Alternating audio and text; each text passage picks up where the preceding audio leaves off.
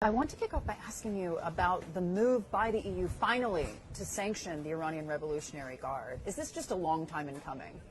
Well, you know, at the Manama Dialogue last year, Mrs. van der Leyen, in her introductory speech to the audience there, said that we have finally awakened to the dangers from Iran. It's taken them 40 years to do that. And I think it's because of these drones going over Ukraine and hitting civilians and so on, something that we have been suffering from for the last 3 or 4 years. So it's good that they have awakened, but they need to do more. Yeah, and moving fast enough in your mind? Well, European Union is a snail's pace movement. So that was something Ukraine started last year, and they discovered that Iran was behind the drones thrown at them, and they took the action. So that's pretty quick for the Union. Tell me this. We're looking at a situation today where those in the West, 40 countries have sanctioned Vladimir Putin over his invasion of Ukraine. But the rest of the world, frankly, looks at this conflict and says, this isn't our fight. How do you describe that disconnect? I think there is an issue of double standard here, especially by the West over the Ukraine war. You know, I can speak for the Kingdom. The Kingdom voted for the United Nations General Assembly against the Russian invasion and against the acquisition of territory by force by Russia.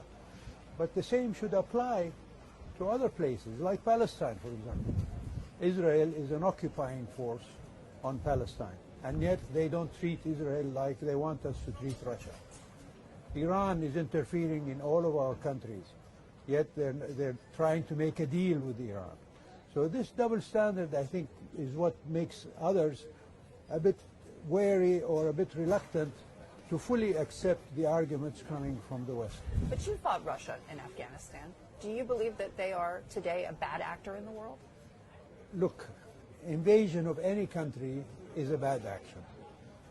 Russia's conduct in Syria was horrible. They literally razed cities to help who?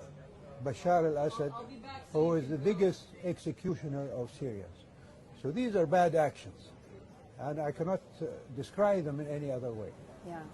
In your mind, is the West on the wrong foot or going down a wrong path when they are attempting to give the Ukrainians more and more weapons? I'm not in government circles, so I'm not being fed with information as to what it is exactly they're giving and what it is that they're not.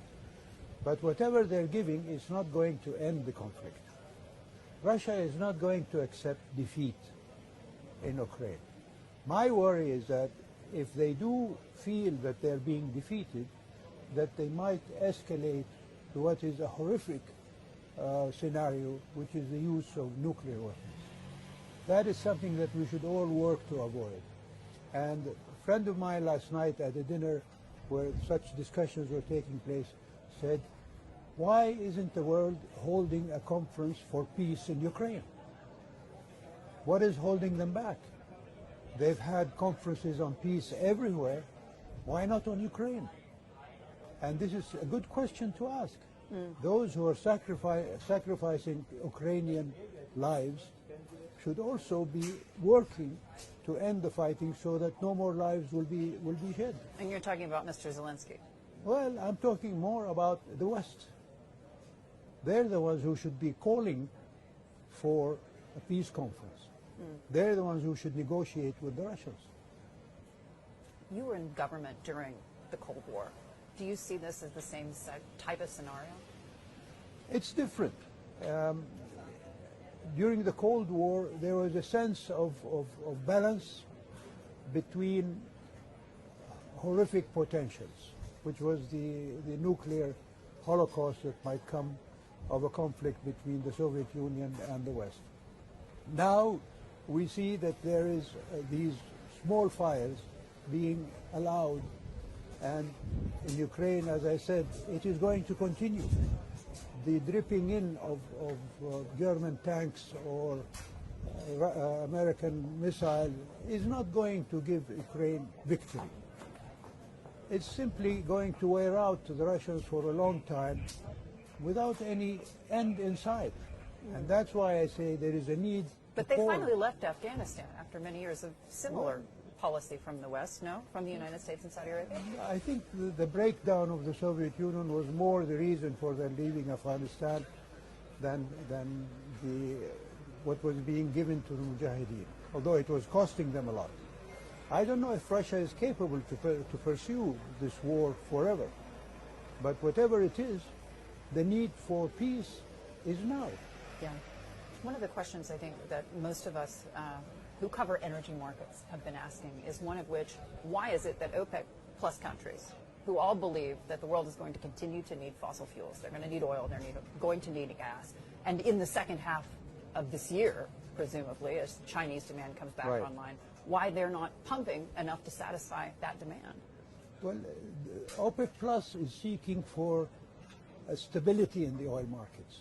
It's not seeking either to raise prices nor to allow them to fall so that other countries will suffer from it, especially the oil producers. The balance is being struck now. As you saw after the decision back in October or September, when people were saying the oil prices will go up to 150 if you reduce the 2 million barrels or so on, the price remains stable. And so the need for increasing oil production will come when the Chinese demand will rise.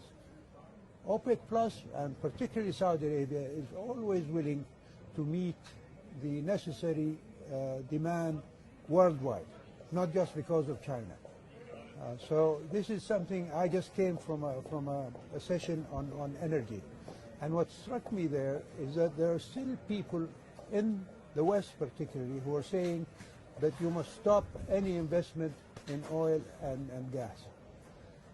They're just being, I don't know, blind to the facts that you cannot avoid to stop using oil and gas for another decade or 2 decades or 3 decades, as Mr. Biden himself finally said in the State of the Union message.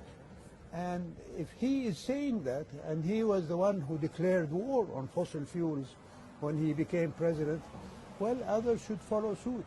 Do you think it's a bit contradictory that those who are calling on OPEC Plus members to pump more are at the same time telling their own producers don't? Well, it's not just, how can I put it? It's hypocritical. And I think they should mind what they say. Your Royal Highness, thank you as always for joining CNBC. Thank you.